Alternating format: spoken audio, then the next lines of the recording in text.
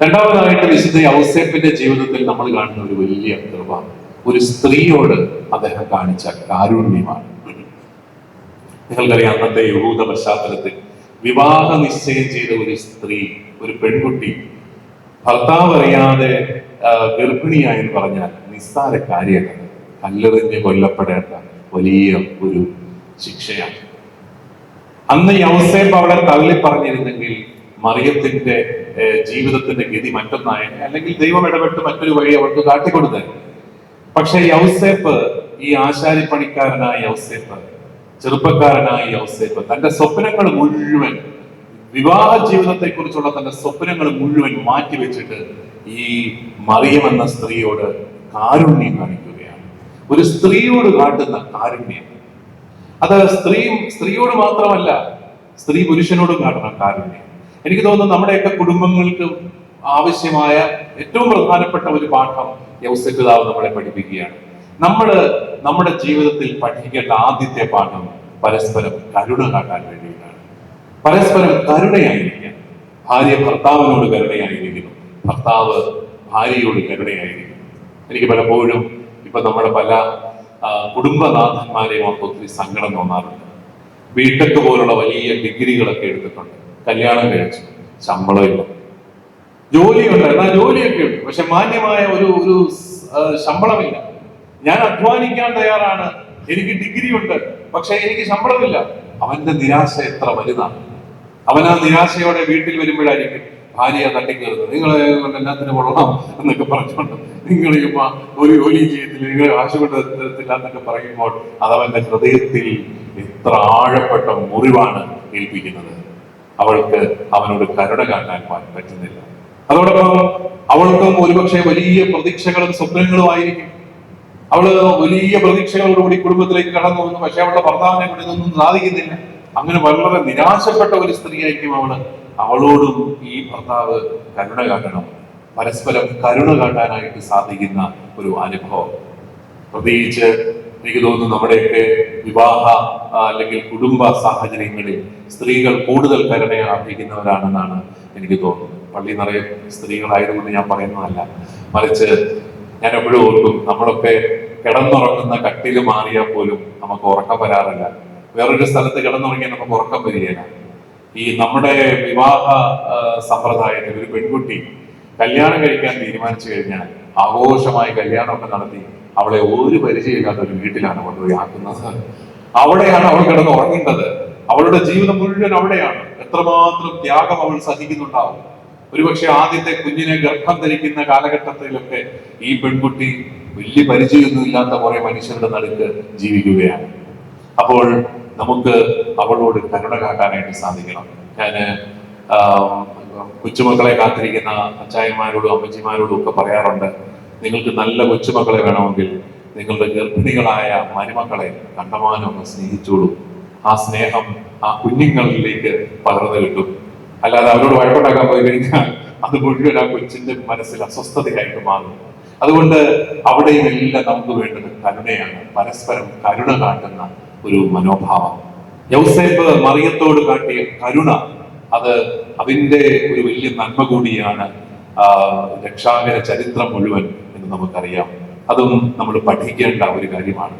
നമ്മൾ മക്കളെ വളർത്തുമ്പോഴും അമ്മയുടെ കഷ്ടപ്പാടുകളിൽ, അപ്പന്റെ കഷ്ടപ്പാടുകളിൽ ഭാഗഭാക്കുകളാകാൻ മക്കളെ വളർത്തിയെടുക്കുമ്പോൾ നമ്മൾ അവരെ കരുണയായിരിക്കാൻ പഠിപ്പിക്കുകയാണ്. ഞാനൊരു ചെറുപ്പക്കാരനെ കണ്ടെത്തി. അവന് നാട്ടിലെ എല്ലാ കാരുണ്യ പ്രവർത്തനങ്ങളിലും മുമ്പിലുണ്ട്. അവൻ ആരെങ്കിലും ആശുപത്രി കൊണ്ടുപോകാനായിട്ടുണ്ടെങ്കിൽ അവൻ റെഡിയാണ്. ആർക്കെങ്കിലും ബ്ലഡ് കൊടുക്കാനായിട്ടുണ്ടെങ്കിൽ അവൻ റെഡിയാണ്. അവന്റെ ശരീരത്തിൽ ബ്ലഡ് മിച്ചമില്ലാത്ത രീതിയിൽ അവൻ ബ്ലഡ് കൊടുത്തുകൊണ്ടിരിക്കുകയാണ്. അതുപോലെ അവനെല്ലാം നാട്ടിലെ എല്ലാ കാരുണ്യ പ്രസ്ഥാനങ്ങളിലും ഉണ്ട്. അവന് ജോലിയൊക്കെ ഉണ്ട്. ഞാൻ അവനെ വിളിച്ച് ചോദിച്ചാൽ അവന് നിനക്ക് എന്തുകൊണ്ടാണ് ഇങ്ങനെ സാധിക്കുന്നത്? ഉടനെ അവൻ പറഞ്ഞു, പിതാവേ, അത് വലിയ കഥയാണ്. എന്താണത്? ഞങ്ങൾ 4-5 ആമക്കളാണ് വീട്ടിൽ. അപ്പോ കുഞ്ഞുനാൾ മുതൽ ഞങ്ങൾ കണ്ടുവരുന്ന ഒരു കാഴ്ചയുണ്ട്. അമ്മ വൈകുന്നേരം ജോലിയൊക്കെ ചെയ്ത് ക്ഷീണിച്ച് ഭക്ഷണമൊക്കെ ഉണ്ടാക്കി എല്ലാവർക്കും ഒക്കെ തന്ന് ക്ഷീണിച്ചൊക്കെ ഇരിക്കുമ്പോൾ അപ്പനെ കൂടെ ചെന്ന് പാത്രം കഴുകാൻ സഹായിക്കും. അപ്പൊ അത് കണ്ട് ഞങ്ങൾ കുഞ്ഞുനാൾ മുതൽ അപ്പന്റെ പുറകെ ചെന്ന് അമ്മയെ സഹായിക്കാനായിട്ട് തുടങ്ങി. പിന്നെ 5 മക്കളും ആ മക്കളും കൂടെ അടുക്കളയിൽ കയറേണ്ട ആവശ്യം കഴിഞ്ഞപ്പോൾ ഞങ്ങൾ 1-2 പേര് അയലോക്കത്ത് പോയി പാത്രം കഴുകാൻ തുടങ്ങി. അങ്ങനെ നാട്ടിൽ മുഴുവൻ സഹായിക്കാൻ പഠിക്കുകയാണ് ആ മക്കൾ. ഞാൻ ഓർക്കുകയാണ് എത്ര രസകരമായ ഒരു വിശദീകരണമാണ്. കാരുണ്യത്തിന്റെ പരിശീലനത്തിന് ഇത്രയും മനോഹരമായ ഒരു വിശദീകരണം ഞാൻ കേട്ടിട്ടില്ല. അമ്മയെ അടുക്കളയിൽ അപ്പൻ സഹായിക്കുന്നത് കണ്ട് ആ മക്കളൊക്കെ നാട്ടുകാരെ സഹായിക്കാൻ പഠിച്ചു. മനോഹരമായ ഒരു ഒരു ഉദാഹരണം. പ്രിയപ്പെട്ടവരെ, നമ്മൾ മക്കളെ പഠിപ്പിക്കേണ്ടത് കരുണയായിരിക്കാനാണ്. അപ്പന്റെ അമ്മയുടെ മനസ്സിന്റെ നൊമ്പരം അറിയുന്ന മക്കള് അവര് നന്നായിട്ട് പഠിച്ചോളും, അവര് നന്നായിട്ട് അധ്വാനിച്ചോളും, അവരൊരു വേണ്ടാത്ത വഴികളിലൂടെയും അവർ നടക്കത്തില്ല. കാരണം അവർക്ക് അവരുടെ അപ്പന്റെ അമ്മയുടെ മനസ്സിന്റെ വേദന അറിയാം. അത് ആ മാതാപിതാക്കളോട് കരുണയായിരിക്കാൻ നമ്മൾ അവരെ പഠിപ്പിക്കുന്നതിന്റെ ഫലമാണ്. അതുകൊണ്ട് വിശുദ്ധ ഔസേപ്പ് മറിയത്തോട് കാട്ടിയ ഒരു കാരുണ്യം അത് നമ്മൾ ധ്യാനിക്കേണ്ട വിഷയമാണ്. മൂന്നാമതായിട്ട് വിശുദ്ധ ഔസേപ്പിന്റെ ജീവിതത്തിൽ നമ്മൾ കാണുന്നത്, അദ്ദേഹം ഈ മറിയം ഗർഭിണിയാണ് എന്ന് കണ്ടെത്തിയപ്പോൾ അദ്ദേഹത്തിന്റെ സുഹൃത്തുക്കൾ അദ്ദേഹത്തോട് എന്തെല്ലാം പറഞ്ഞു കൊടുത്തു കാണും, അദ്ദേഹത്തിന്റെ ബന്ധുക്കൾ അദ്ദേഹത്തോട് എന്തെല്ലാം പറഞ്ഞു കൊടുത്തു കാണും. നീ അവളെ ഇട്ടേക്ക് പോ, അവള് ശരിയല്ല എന്നൊക്കെ പറഞ്ഞു കൊടുത്തു കാണും. പക്ഷേ അദ്ദേഹം ശ്രമിച്ചത് നാട്ടുകാരെയോ കൂട്ടുകാരെയോ ബന്ധുക്കാരെയോ അല്ല, മറിച്ച് മാലാഖമാരുടെ വെളിപാടുകളെയാണ്. സമാധാനത്തിന്റെയും അനുഗ്രഹത്തിന്റെയും മാലാഖമാര് മാറി മാറി യൗസേപ്പിന്റെ ദർശനങ്ങളിൽ, യൗസേപ്പിന്റെ സ്വപ്നങ്ങളിൽ വന്ന് യൗസേപ്പിനോട് പല കാര്യങ്ങൾ പറഞ്ഞു കൊടുത്തുകൊണ്ടേയിരുന്നു. അതിനാണ് അദ്ദേഹം കൂടുതൽ പ്രാധാന്യം കൊടുത്തത്. നാട്ടുകാര് പറഞ്ഞതിനല്ല, വീട്ടുകാര് പറഞ്ഞതിനല്ല, അല്ലെങ്കിൽ കൂട്ടുകാര് പറഞ്ഞു കൊടുത്തതിനല്ല. ചിലപ്പോ ഇവരെ എല്ലാം ശ്രമിക്കുമ്പോഴാണ് നമ്മൾ ആകെപ്പാടെ കുഴപ്പത്തിലാകുന്നത്. ദൈവഹിതമാണ് ഏത് കാര്യത്തിലും നമ്മൾ ആദ്യം അന്വേഷിക്കേണ്ടതെന്ന് വിശുദ്ധ ഔസേപ്പ് പിതാവ് നമ്മളെ പഠിപ്പിക്കുകയാണ്.